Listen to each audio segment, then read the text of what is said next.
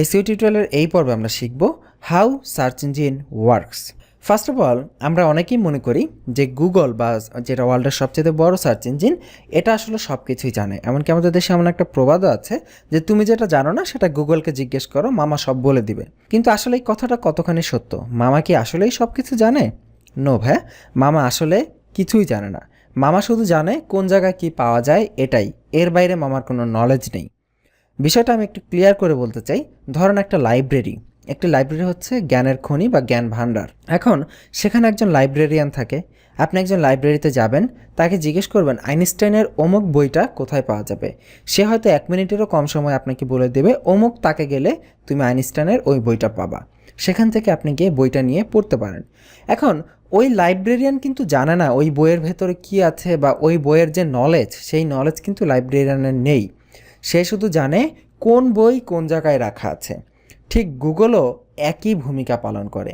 Google নিজে কিছুই জানে না, তার নিজের কোনো নলেজ নেই। সে শুধু এতটুকুই জানে কোন নলেজ কোথায় গেলে পাওয়া যাবে, এবং সেইটাই সে আপনার সামনে প্রদর্শন করে। আপনি যখন গুগলে কোনো কিছু লিখে সার্চ করেন, সে তার ওই নলেজের ভাণ্ডার, যেহেতু সে জানে যে কোন ওয়েবসাইটে কী আছে, সো সে সেখান থেকে আপনাকে ওই নলেজের ভাণ্ডারের লিঙ্কগুলো আপনার সামনে এনে দেয় যে তুমি অমুক ওয়েবসাইটের অমুক পেজে গেলে এই তথ্যটা জানতে পারবা, এবং আপনি ওই লিঙ্কে ক্লিক করে সেই ওয়েবসাইট থেকে মূলত আপনি তথ্যগুলো সংগ্রহ করেন। মূলত গুগলের কাছ থেকে আপনি কোনো তথ্য সংগ্রহ করতেছেন না, শুধুমাত্র ওয়েবসাইটের লিঙ্কটা ছাড়া। এবং এইটাই হচ্ছে মূলত সার্চ ইঞ্জিনের ভূমিকা। এখন প্রশ্ন আসে, এই যে আমি বলতেছি গুগল জানে কিভাবে যে বিভিন্ন ওয়েবসাইটের কোথায় কি পাওয়া যায়, এইটা আসলে গুগলের কাছে তথ্য কিভাবে থাকে? গুগলের কাছে এই ডাটাটা জমা থাকে হচ্ছে গুগলের বেশ কিছু অটোমেটিক সফটওয়্যার রয়েছে, যেগুলোকে গুগলের স্পাইডার বা বট বা ক্রলার বলা হয়ে থাকে। যেটাই বলেন না কেন, স্পাইডার, বট বা ক্রলার, এটা হচ্ছে এমন একটি ফাংশন বা এমন একটি অটোমেটিক সফটওয়্যার যেটা 24 ঘন্টায় 24/7 পুরো ইন্টারনেট দুনিয়া ঘুরে বেড়ায় এবং দেখে কোন নতুন ওয়েবসাইট এসেছে, কোন ওয়েবসাইটে কি চেঞ্জ হয়েছে, কোন ওয়েবসাইটে কি ইনফরমেশন যোগ করা হয়েছে, কি ইনফরমেশন ডিলিট করা হয়েছে। এই যাবতীয় ইনফরমেশন, মানে পুরো ইন্টারনেট দুনিয়া, দেখুন এত বড় একটা দুনিয়া, এই দুনিয়াতে কোথায় কি হচ্ছে প্রতি মুহূর্তে তার খবর এই বট ঘুরে ঘুরে নিতে থাকে এবং গুগলের ডাটাবেসে জমা করতে থাকে যে অমুক ওয়েবসাইটে অমুক চেঞ্জ হয়েছে। ধরুন আজকে আইটি বাড়ি হঠাৎ করে এসইওর আপডেট নিয়ে আসলো, এসইওর একটি নতুন টিউটোরিয়াল নিয়ে আসলো, বা ফেসবুক মার্কেটিংয়ের একটি নতুন টিউটোরিয়াল নিয়ে আসলো। আমরা আমাদের ওয়েবসাইটে পাবলিশ করলাম যে ফেসবুক মার্কেটিংয়ের টিউটোরিয়াল এসেছে।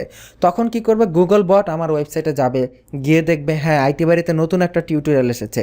সে এই তথ্যটা গুগলের কাছে জমা দিবে।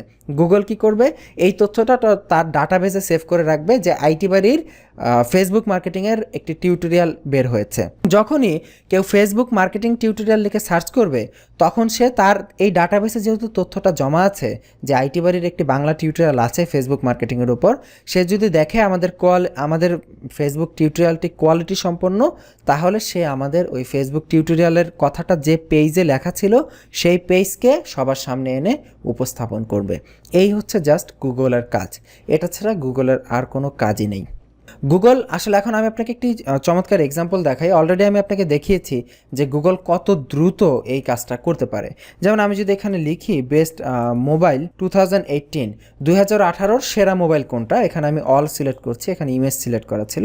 দেখুন যখন আমি বেস্ট মোবাইল 2018 লিখে সার্চ করলাম, এখন জাস্ট এই ছোট্ট স্ট্যাটিস্টিক্সটা আপনি একটু ভালো করে লক্ষ্য করুন। নিশ্চয়ই অলরেডি বুঝে গেছেন 9.6 বিলিয়ন রেজাল্টস। তার মানে এই মোবাইল ফোন 2018 যে সেরা মোবাইল, 2018 সেরা মোবাইল নিয়ে যে ওয়েবসাইটগুলো তাদের ওয়েবসাইটে যে ওয়েবসাইটগুলো কথা বলেছে, মানে ওয়েবসাইটে বিভিন্ন তথ্য দেয়া হয়েছে, সেই তথ্যর পরিমাণ, মানে সেই তথ্যর ইন্ডেক্সিং গুগলের কাছে 9.6 বিলিয়ন। এখানে দেখতে পাচ্ছেন 964 কোটি রেজাল্ট গুগল আমাদের সামনে এনে দিয়েছে পুরো ইন্টারনেট থেকে, এবং সেটা করেছে কত সময়ের মধ্যে? মাত্র 0.49 সেকেন্ডস। হাফ সেকেন্ডের থেকেও কম সময়ে গুগল 964 কোটি রেজাল্ট আমাদের সামনে প্রদর্শন করেছে। এখন বুঝতে পারতেছেন যে এটা কতটা ফাস্ট গুগল প্রসেস করে এবং কতটা দ্রুত গতিতে আমাদের সামনে দেখায়। এইটাই হচ্ছে মূলত গুগলের পাওয়ার। এবং এই পুরো সার্চ ইঞ্জিন, এই গুগলের পুরো সিস্টেমটা এই নিয়মে কাজ করে।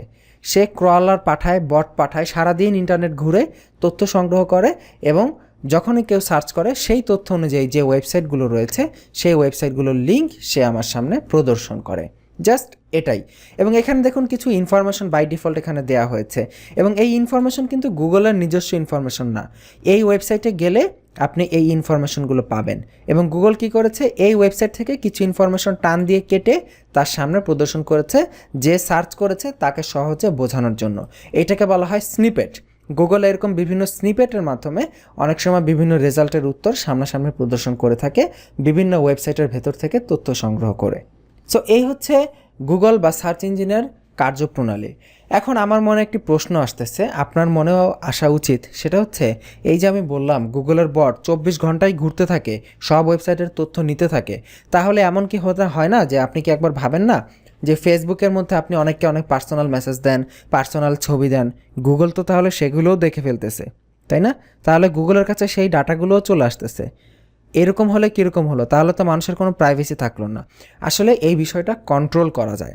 আমি ওয়েবসাইট করব, আমার ওয়েবসাইটে আমার পার্সোনাল তথ্য থাকতেই পারে, আমার সোশ্যাল মিডিয়াতে আমার পার্সোনাল তথ্য থাকতেই পারে, কিন্তু আমার ইন্টারনেটে আমার পার্সোনাল তথ্য থাকবে দেখে গুগল যে সেটা দেখে ফেলবে, তার বট পাঠিয়ে যে সেটা জেনে ফেলবে, এমন তো না, তাই না? এমন তো করা যায় না। এর জন্য গুগলের বটকে কন্ট্রোল করার জন্য এসইওর কিছু সিস্টেম আছে, সেটাকে বলা হয় robot.txt ফাইল। এই robots.txt ফাইলের মাধ্যমে আমরা আমাদের ওয়েবসাইটে কন্ট্রোল করতে পারবো যে আমার ওয়েবসাইটের কোন পেজে গুগল বট আসবে, কোন পেজে গুগল বট আসবে না। সেইটা আমরা বাধা ধরার রুলস আমরা দিয়ে দিতে পারবো। আমরা যদি কোনো পেজকে আটকে রাখি যে এই পেজে কোনো গুগল বট প্রবেশ করবে না, তাহলে গুগলের বট বা অন্যান্য সার্চ ইঞ্জিনের বটগুলো আমরা কখনোই এই সাইটে প্রবেশ করতে পারবে না এবং আমার ইনফরমেশনগুলো সে ইন্ডেক্স করতে পারবে না। ইন্ডেক্স করা মানে হচ্ছে আমার ওয়েবসাইটে যে ইনফরমেশন আছে সেই তথ্যটা গুগল সংরক্ষণ করা, যে আমার ওয়েবসাইটে এই তথ্যগুলো পাওয়া যায়। দ্যাট মিন্স গুগল চাইলেই সব ওয়েবসাইট ইন্ডেক্স করতে পারে না যদি তার ইন্ডেক্সের প্রপার পারমিশন না থাকে। আশা করি আপনারা গুগল বা এই সার্চ ইঞ্জিন কীভাবে কাজ করে সেই সম্পর্কে খুব ক্লিয়ার একটি ধারণা পেয়েছেন। আজকের পর্ব এই পর্যন্তই। আগামী পর্বের আমন্ত্রণ রইল। ভালো থাকবেন। আল্লাহ হাফিজ।